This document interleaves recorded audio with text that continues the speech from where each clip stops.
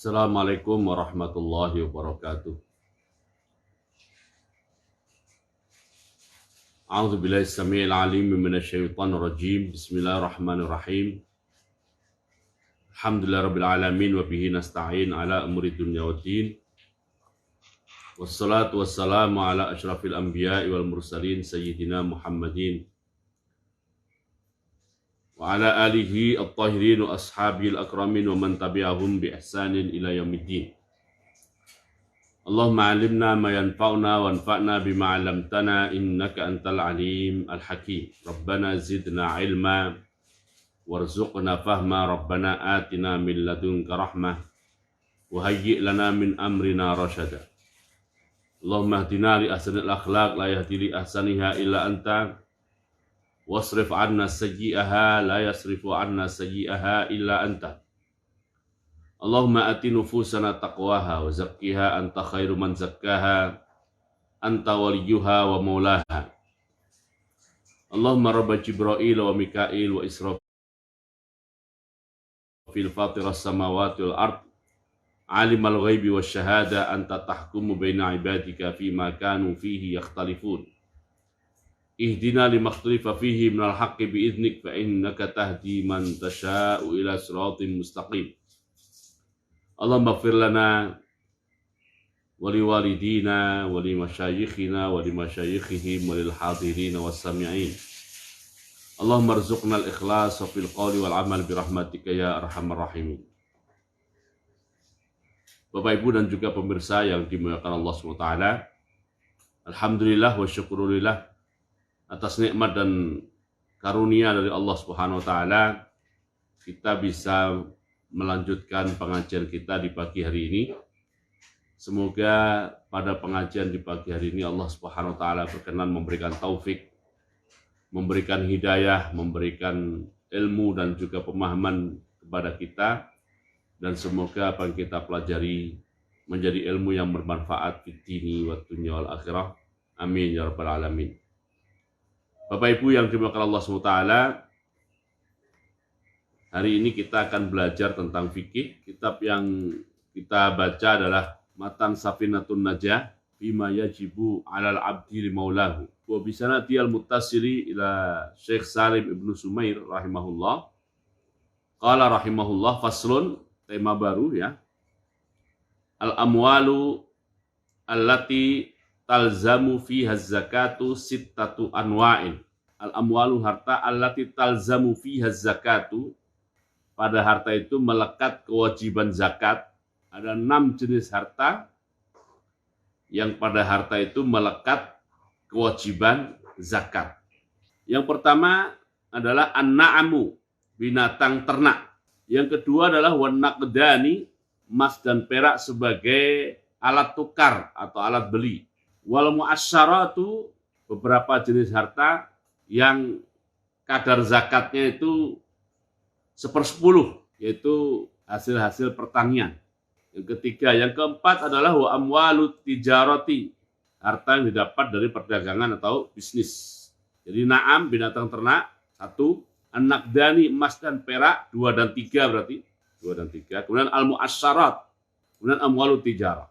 Wajibuha, kewajiban pada zakat harta-harta ini adalah, kewajiban untuk amwalut tijarah adalah rubu'u usri qimati urudi tijarah.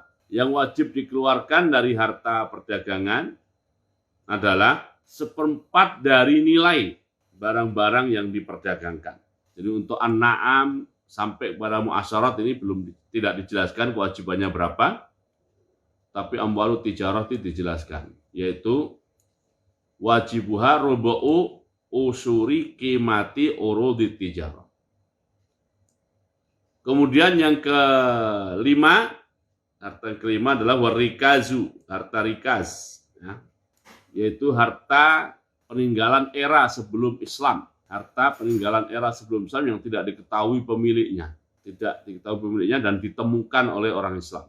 Temuan-temuan seperti itu namanya rikas, Wal ma'dinu, dan wal ma'dinu dan harta barang-barang tambang. Barang tambang. Ini ada angka 1 ini penting untuk diketahui ya. Apa angka 1 ini? Di bawah catatan kakinya adalah ilahuna, sampai di sini ya. Intaha, selesai, maka tabahu mu'allifu Safinatun Najah.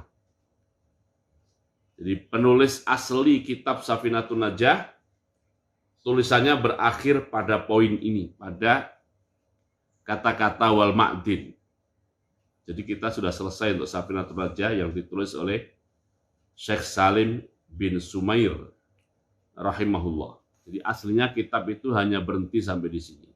Bapak Ibu dan juga pemirsa yang dimuliakan Allah SWT, terkait dengan zakat ini, Syekh Salim ibnu Sumair rahimahullah hanya mencantumkan harta yang pada harta itu melekat kewajiban zakat. Bapak Ibu dan juga pemirsa yang dimuliakan Allah SWT, zakat dalam arti umum, seumum-umumnya, zakat sebagai kosakata yang bermakna sangat umum, yaitu mengeluarkan sebagian harta untuk diberikan kepada fakir miskin atau pihak-pihak yang memerlukan.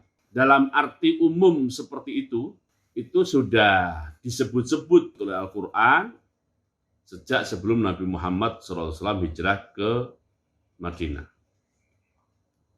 Umpamanya di surat Ar-Rum. Surat Ar-Rum ini para ulama mengatakan bahwa dia adalah surat yang turun sebelum Nabi Muhammad SAW hijrah ke Madinah, atau surat Makkiyah. Nah, di sana ada firman Allah SWT.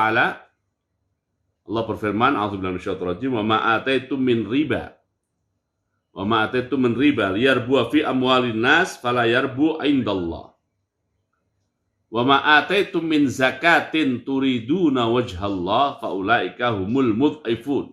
Jadi kosakata zakat dalam pengertiannya yang umum dan luas sudah disebut-sebut oleh Al-Quran sejak periode di mana Rasulullah SAW belum hijrah ke Madinah. Zakat, kosakata zakat dalam arti yang luas yaitu memberikan, saya ulang lagi, memberikan sebagian harta kepada fakir miskin atau kepada pihak-pihak yang memerlukan. Itu sudah ada.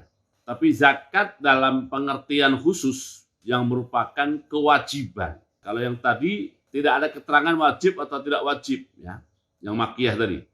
Tapi sekarang zakat dalam arti pengertian khusus dan merupakan kewajiban dengan syarat-syarat tertentu baru terjadi setelah Nabi Muhammad SAW hijrah ke Madinah. Jadi nanti kalau Bapak Ibu baca Al-Quran di surat-surat Makkiyah ketemu zakat, tidak usah terkejut ya.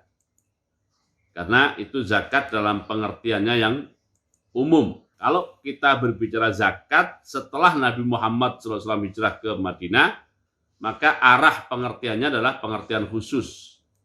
Yang para ulama mendefinisikannya adalah zakat adalah nama terhadap harta tertentu diambil dari pihak-pihak tertentu, diberikan kepada pihak-pihak tertentu dengan syarat dan ketentuan tertentu pula. Itu definisinya jadi begitu.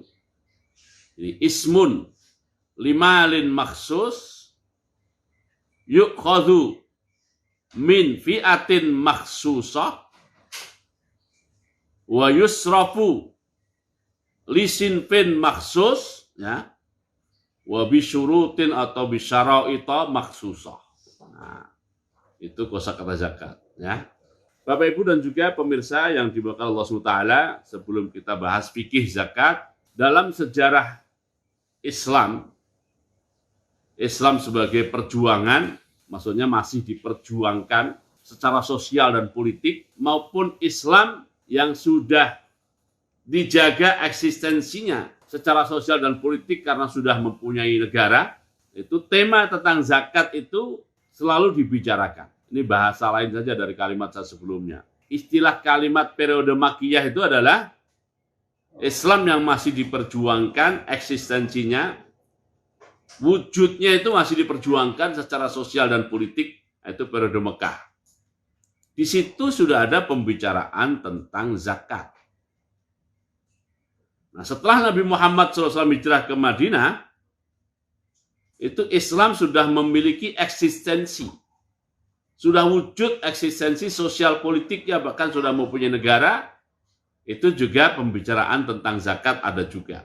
Jadi ini tema yang proses, ya, proses itsbatul wujud, perjuangan untuk wujud sebuah eksistensi itu, ya, itu sudah dibicarakan tentang zakat. Dan setelah wujud, setelah ada eksistensinya, ya, istilahnya adalah al-muhafadzah alal wujud, menjaga eksistensi dan keberadaannya, zakat juga dibicarakan. Berarti tema tentang zakat itu tema yang sangat strategis. Itu satu yang ingin saya sampaikan. Yang kedua, sebelum masuk ke fikih zakat, saya ingin menambahkan poin kedua, ya. Zakat ini adalah kewajiban yang terkait dengan harta. Lebih, ya, atau saya ulangi, lebih terkait dengan harta dibandingkan dengan orang. Nah, itu, ya. Karenanya bahasa yang dipakai di sini oleh Syekh Salim bin Sumair rahimahullah juga al-amwal allati talzamu. Nah, harta yang pada harta itu melekat kewajiban zakat. Melekat kewajiban zakat. Nah, kalau sholat itu umpamanya, supaya lebih jelas, sholat itu kan kewajiban yang melekat pada orang, pada pelaku. Bahasa fikihnya adalah pada mukallaf, melekat pada mukallaf. Kamu orang muslim, gitu ya, maka kamu kena kewajiban sholat, gitu kan? Itu sholat, ya kan? Nah, kalau zakat ini ada unsur melekatnya pada orang atau mukallafnya ada, tapi dia lebih melekat pada hartanya. Sehingga umpamanya ada anak kecil belum balik, tapi dia punya harta dan hartanya itu sudah memenuhi syarat nisab namanya, sudah memenuhi kadar tertentu yang pada kadar itu terkena zakat. Walaupun pemiliknya belum balik, tapi ada kewajiban zakat pada harta itu. Ada kewajiban zakat pada harta itu. Memang ada anak yang belum balik punya harta, ya mungkin. Misalnya orang tuanya kaya raya, umpamanya, ya. Nah, tiba-tiba anak itu menjadi yatim, dapat warisan dari orang tuanya. Nah, warisannya besar. Nah, itu pada harta yang dia warisi dari orang tuanya itu melekat padanya kewajiban zakat yang mesti ditunaikan oleh para wali yatim itu. Nah, ini maksud saya dengan kalimat lebih melekat pada hartanya dibandingkan pada orangnya. Walaupun bukan lepas dari orang juga, ya. Itu namanya zakat. Jadi ada harta sudah mencapai nisab, maka pada harta itu terkena kewajiban zakat. Itu poin kedua, ya. Poin ketiga yang saya sampaikan sebelum masuk fikih zakat adalah, ya, pada kewajiban zakat ini ada dua keterkaitan. Yang pertama adalah zakat sebagai kewajiban, di situ ada hakullah. Di situ ada hakullah, ada hak Allah SWT. Apa itu hakullah? Ya, urusan bayar zakat dan tidak bayar zakat itu bagian pertama adalah urusan antara kita dengan Allah Subhanahu wa taala. Nah, yang berkaitan dengan hakullah ini, kita paham hikmahnya, kita paham rahasianya ataupun kita tidak paham rahasianya, kita mesti melaksanakannya, kita mesti menunaikannya sebagai satu bentuk penghambaan atau peribadatan kita kepada Allah Subhanahu wa taala, itu zakat yang berkaitan dengan hakullah. Oke, itu yang pertama, ada hakullah pada zakat. Yang kedua, pada zakat itu juga ada hakun adamiyun. Ada hakun adamiyun. Ada hal-hal yang merupakan hak sesama anak keturunan Nabi Adam. Hak sesama anak keturunan Nabi Adam alaihissalam. Nah, untuk yang kedua ini itu ada hikmah dan ada rahasia. Ada hikmah dan ada rahasia. Kenapa ada kewajiban zakat dengan ketentuan-ketentuan tertentu? Kenapa ada kewajiban zakat dengan ketentuan-ketentuan tertentu? Nah, dari sinilah Bapak Ibu dan juga pemirsa yang dimuliakan Allah Ta'ala, maka para ulama mengatakan bahwa meskipun zakat itu bagian dari ibadat, pada umumnya pada ibadat itu tidak berlaku analogi, karena analogi itu terkait dengan hikmah dan rahasia, sementara ibadat itu ya rahasianya ibadah gitu kan. Maka para ulama kaidah umumnya mengatakan, saya ulang lagi, pada ibadat itu tidak berlaku analogi atau dalam bahasa fikih usul fikih disebut qiyas. Tetapi karena pada zakat juga ada hakun adamiyun yang berlaku padanya namanya hikmah dan rahasia, maka berkaitan dengan ini berlaku pada zakat juga dua hal. Yang pertama namanya siasat, aspek-aspek yang bersifat politis. Ya. Kalau saya bicara politis itu tidak selalu politik kekuasaan dan jabatan. Ya. Berlaku padanya siasat, dan yang kedua berlaku padanya juga adalah qiyas. Nah, atas dasar inilah Bapak Ibu dan juga pemirsa yang dimuliakan Allah SWT, fikih zakat ini diskusi tentang bagian-bagiannya selalu berkembang dari masa ke masa. Apakah fikih lain tidak berkembang? Ya fikih lain berkembang diskusinya saja ya, berkaitan dengan kasus-kasus yang dihadapi.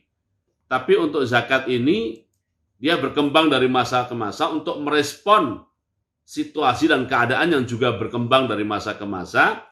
Nah, dalam mengembangkan ini memperhatikan ya dua hal, yaitu yang berkaitan dengan siasat dan juga yang berkaitan dengan qiyas, untuk merespon situasi dan kondisi yang juga atau kehidupan yang juga selalu berkembang.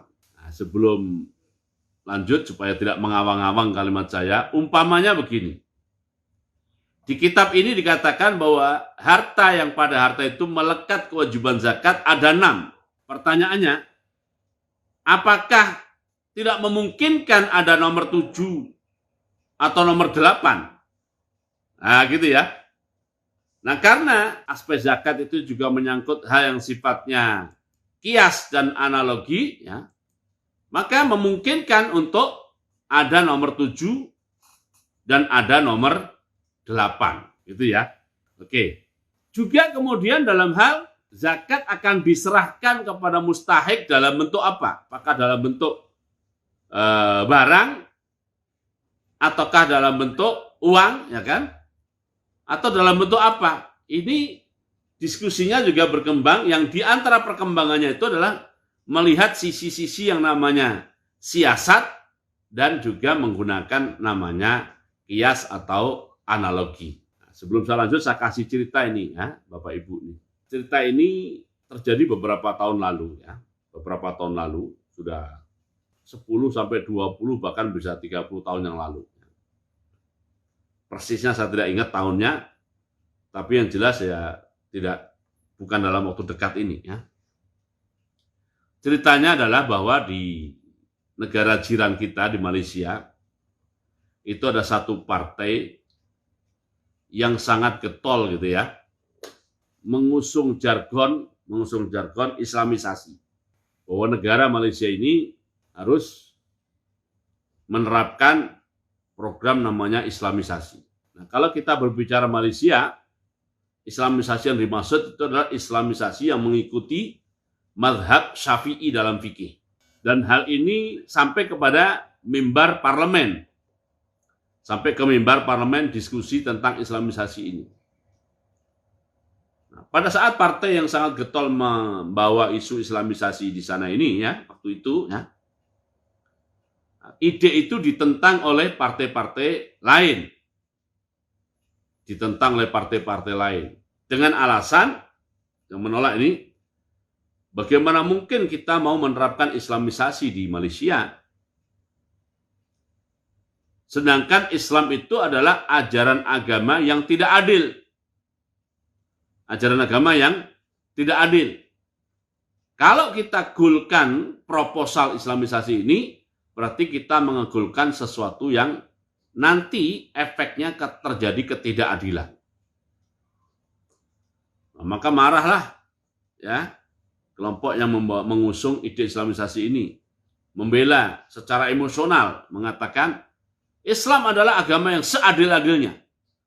Justru kami membawakan proposal Islamisasi ini karena inilah yang akan meminimalisir sekecil-kecilnya kezaliman yang mungkin terjadi dan akan mewujudkan dan menciptakan keadilan yang seluas-luasnya. Ya. Nah, itu membela begitu secara emosional. Lalu dibantah lagi oleh kelompok-kelompok atau partai-partai yang tidak setuju dengan proposal Islamisasi. Mereka membantahnya begini. Bagaimana mungkin bisa disebut adil? Bagaimana mungkin tidak disebut zalim, ya kan? Kalau petani-petani padi, katanya. Petani-petani padi yang umumnya adalah kaum fakir dan miskin, yang kalau musim panen padi tiba, mereka terkena kewajiban zakat. Karena memang nisabnya padi tidak besar, ya kan? Sehingga mereka adalah orang-orang miskin, orang-orang fakir, begitu panen tiba, mereka terkena kewajiban zakat. Ya walaupun yang dikeluarkan zakatnya juga tidak banyak juga. Ya gampangnya kan begini. Menurut sebagian hitungan, gampangnya saja ya. Ini bukan menjelaskan nisab nih. Ini bahasa politik saja. Seorang petani di musim panen menghasilkan padi 1 ton. Maka dia terkena zakat. Ya kalau padinya diurus dengan biaya-biaya dan dengan pekerjaan-pekerjaan tertentu, terkena 0,5. Terkena zakat berapa? 0,5 dari 1 ton. Dari 1 ton.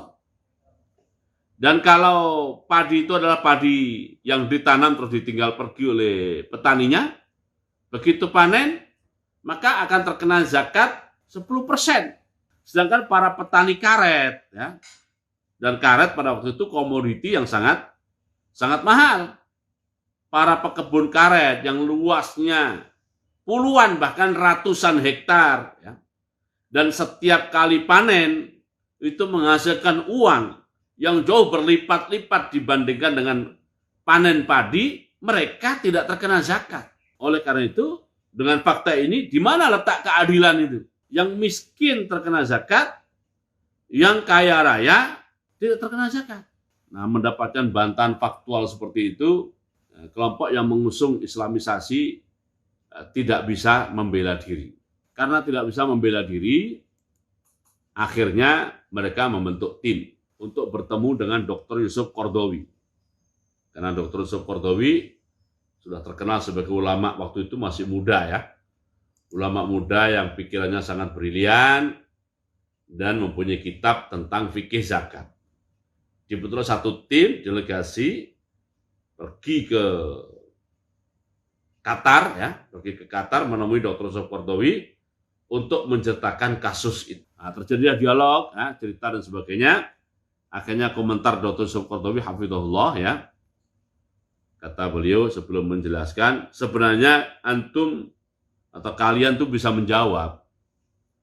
Kalian bisa menjawab dan mengklirkan masalah itu. Yang membuat kalian tidak bisa menjawab dan tidak bisa mengklirkan masalah itu adalah kalian membatasi diri secara kaku bahwa Islam itu dalam fikih harus bermadhab Syafi'i. Nah memang dalam madhab Syafi'i ya karet nggak ada zakatnya. Karena yang terkena zakat dalam madhab Syafi'i dari tanaman itu adalah yang merupakan tanaman makanan pokok. Tanaman makanan pokok. Nah manusia kan tidak makan karet. Makanya pada karet tidak ada kewajiban zakat. Nah, kenapa kalian, kata Dr. Qaradawi, kenapa kalian tidak mengikuti sikap yang pernah dilakukan oleh seorang ulama yang bermadhab Maliki? Nah, seorang ulama yang bermadzhab apa? Maliki. Dan dalam hal ini ada kemiripan antara mazhab Syafi'i dengan mazhab Maliki. Ya. Kenapa kamu tidak mengikuti sikap seorang ulama yang bermadzhab Maliki yang dalam bab yang sedang kita bicarakan ini dia keluar dari mazhab Maliki. Dia keluar dari mazhab Maliki bukan dalam rangka talfik ya. Bukan dalam rangka membuat mix mazhab baru, bukan. Tapi keluar karena mengikuti dalil. Siapakah ulama itu? Beliau adalah Ibnul Arabi ya. Beliau adalah Ibnul Arabi, seorang ulama Maliki dari Andalus atau dari Spanyol yang mempunyai kitab tafsir namanya Ahkamul Quran dan juga mempunyai syarah terhadap Sunan Tirmizi ya. Namanya Al-Bahrul Madhi ya, fi syarhi Sunan Tirmizi, dan juga punya kitab-kitab lain, banyak kitab-kitab yang ditulis oleh Ibnul Arabi ini. Nah, Ibnul Arabi ini rahimahullah, kata Dr. Qardawi, saya hanya menceritakan ulang ya, kata beliau dalam bab masalah produksi pertanian ini apa yang terkena zakat, memang ada dua mazhab. Mazhab Syafi'i mengatakan bahwa yang terkena zakat hanyalah produk pertanian yang merupakan makanan pokok bagi manusia. Ya, termasuk padi, jagung, ya, gandum. Ya. Sedangkan dalam mazhab Hanafi, pokoknya apa saja yang ditanam oleh manusia, produk pertanian apa saja yang itu ditanam oleh manusia, maka pada produk pertanian itu ada zakatnya. Ada zakatnya. Dan dalam mazhab Hanafi bahkan terlalu umum. Tidak menggunakan nisab. Ya, tidak menggunakan, ini kalau mazhab Hanafi ya, tidak pakai nisab, itu pokoknya asal panen harus ada zakat yang dibayarkan. Dan setiap kali panen, itu mazhab Hanafi. Jadi Dr. Qardawi hafizahullah sebagai ulama yang pertama kali mempopulerkan atau bahasa kitanya adalah menampilkan fikih zakat dengan tampilan yang modern, ya, dan beberapa pandangannya di dalam kitab itu kontroversial. Orang cari popularitas dengan cara berpendapat yang berbeda atau yang aneh-aneh.